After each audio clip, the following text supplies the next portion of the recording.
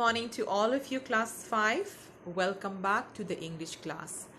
Today is Thursday, the 11th of June 2020, and we will learn today letter writing. Okay, I will teach you formal letter writing and a friendly letter writing. We will first learn what is a formal and a friendly letter, and we will learn the difference between these letter writing. We will identify different parts of a friendly letter, and we will also learn about an autobiography. Now, a friendly letter, formal letter and a friendly letter. A formal letter is, children, a letter when you write it to somebody you don't know, but you write it with some official purpose. Okay, like you're writing a letter to the manager of a company, or you're writing a letter to the editor of a newspaper. So these are all formal letter, or you're writing a letter to government officials. A formal letter will be polite and have impersonal tone. Polite, you will have to use polite words like respected, thank you, I request. Impersonal means you will not use a personal words like my dear or my dearest. These words will not be used. You will not use contraction, slang and abbreviation. Contraction I've taught you in module 2. Contraction are the words which are formed by combining two words, and we remove a letter, like don't. In don't, we remove it is a contraction of do not, but we write it as DON''T. These are contraction. Slang is words which we use in a very casual verbal, when we have when we speak in a very casual tone, or in a very when we are these are called slangs, which should be always avoided. Abbreviation is a short form. Okay, abbreviation is a short form, like example, the abbreviation is EG. So we should not use such abbreviation in a formal letter. Then it has a specific format which should be followed, and it starts with respected sir, respected Mr., Mrs., or dear madam, dear sir. Okay, this is how a greeting of a formal letter starts. It is always to the point or official. It is not personal. It is always official letter, and we always end a letter with a request for something. Okay, the purpose for which you are writing, we request at the end that suppose we write that we request for a leave. Okay, we request for a leave from the school early, or we request from office early. So we end the letter with a request. Formal letter is always written with a specific goal. Okay, there is a specific purpose for which we are writing a letter, and we end a letter with regards, or by using the words like yours sincerely or yours faithfully. On the other hand, a friendly letter is personal and has a casual tone. Personal means when you write a letter to your friends or your family or uncles and aunties, those are all personal and has a very casual tone. Okay, and you can use contraction and abbreviation. There's no specific format to follow. It starts with a hello, hi, dear, dearest. So these are all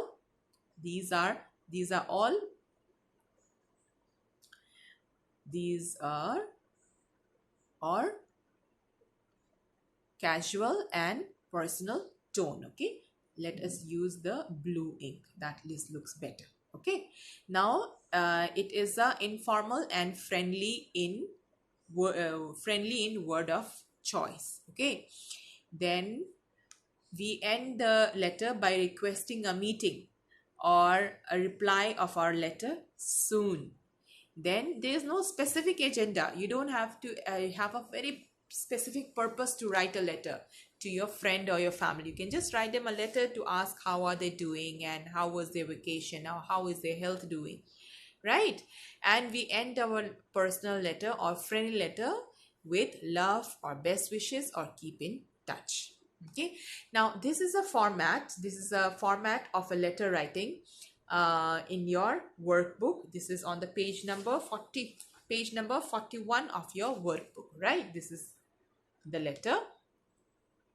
Read the given sample of a friendly letter carefully, name the different parts of the letter and study its format. Okay, so this is the letter given. You need to, what does it say? That you have to write the you have to name different parts of the letter. Now in the next slide I will show you the different parts. So this is the part which is, this is the part which is given in your letter, right? So we will identify what are these parts. The first one, this one, this is the sender's address. That means whosoever is writing the letter, his or her address.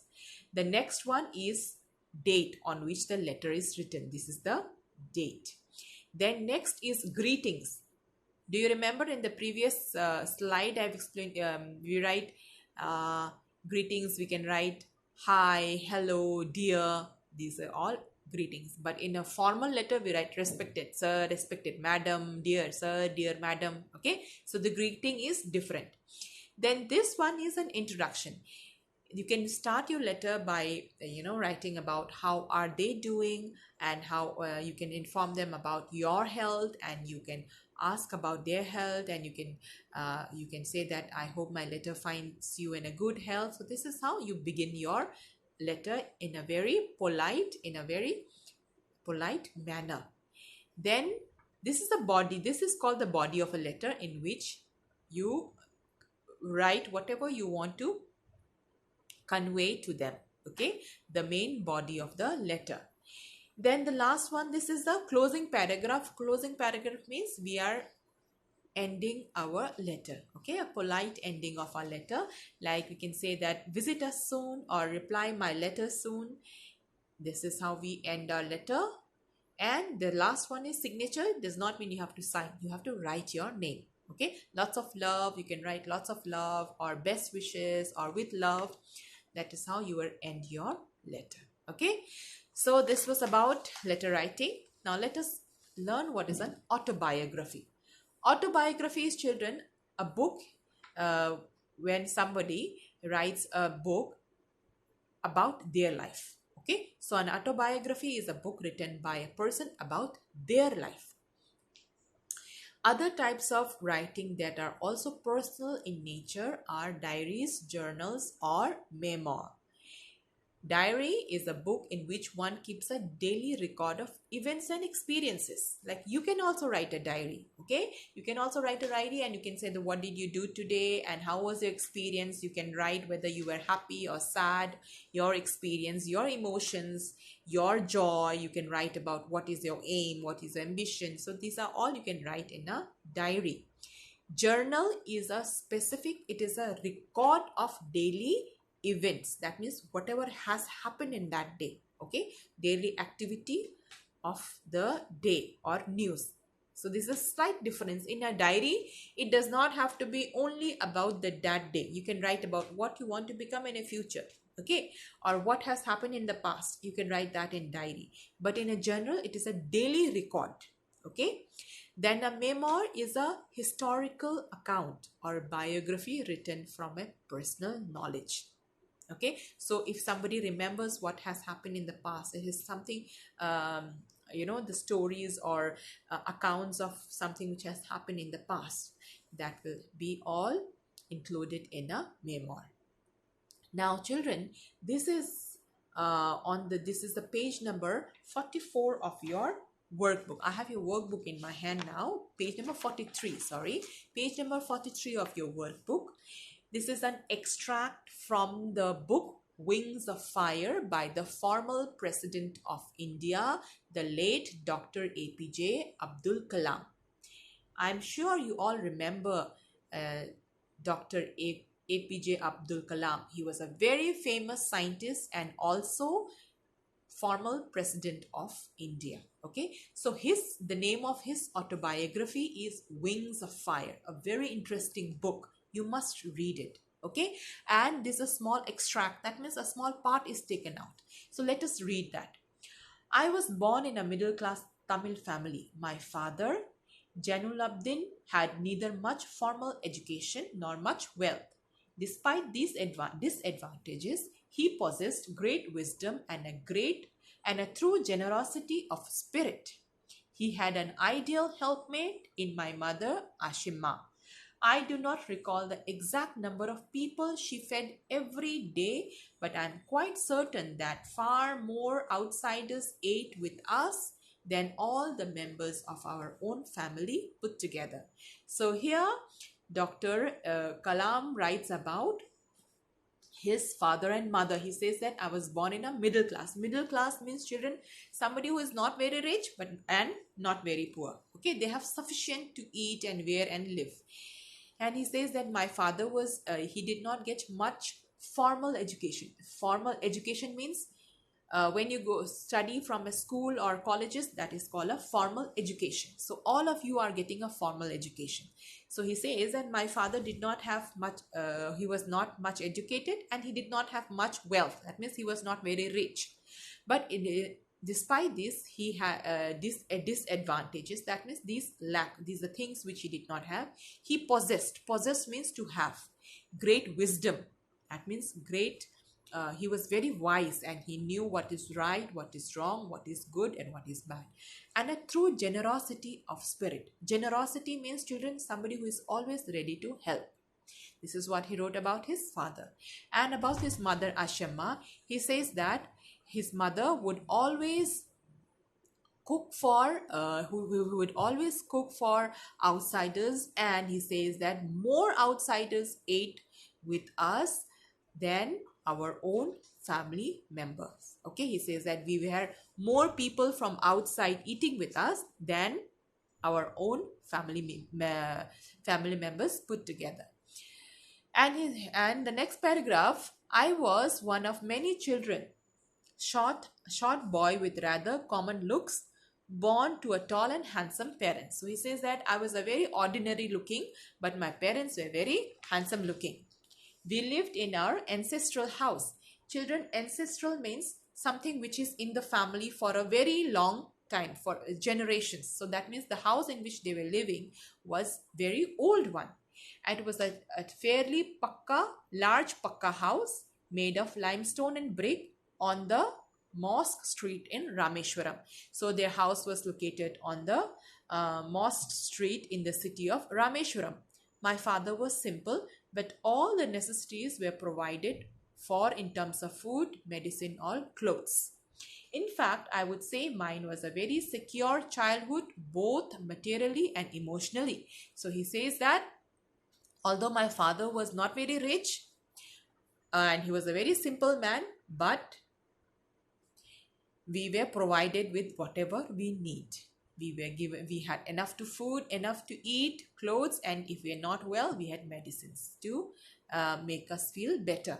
And he says that I had a very secure means to feel protected, both materially means whatever food you're eating, clothes you're wearing, the house in which you live, these are all material things.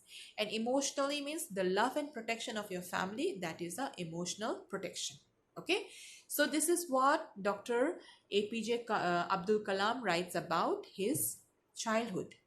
Now here, children, you will see some pictures of some autobiography. Okay, the first one is Anne Frank. It is a very, very interesting and a very, very motivating autobiography written by Anne Frank, who is a young girl, and she wrote this book when she was in hiding with her family from Nazis. Okay, the second one is written by Helen Keller. She is extraordinary woman who could not hear and who could not speak, but she wrote a book with the help of, she learned sign language, and she has written her autobiography. Very, very interesting, very motivating, inspiring. You all must read. And the third one is the autobiography by Mahatma Gandhi.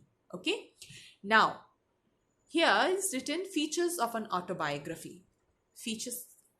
Two very important things we have to remember in an autobiography is it is always written in a first person. First person means, children, you have to write as I or my, as if you are speaking. See here in this Dr. Kalam, he has written, I was born into a middle class family, a Tamil family, right? So you have to write as if you are speaking. And second is you have to write facts. Autobiography talks about real people, real places, and real events. That means something which has really taken place. No imagination is used, no imaginary people is named, no imaginary places is mentioned, and no imaginary event is written in an autobiography. Okay, so children, I hope you have understood what is an autobiography. Now your homework is page number 41 is exercise 4, where you have to write a letter. You have to complete the sentences and write a letter. The format is already given. Sentences are also incomplete sentence is given. You have to complete it and write a letter. Exercise 5, it is on page number 44. It says that you have to write the first details of the first year of your life, and you can consult your parents, grandparents, relatives, cousins or siblings, and you have to use the details to you have to answer these questions. There are some questions like when and where were you born, so you have to write these answers and make an autobiography of the first year of your life. Okay, and please send me your homeworks by the 13th of June, which is Saturday. So I hope children this is clear to all of you, and with this we have come to the end of module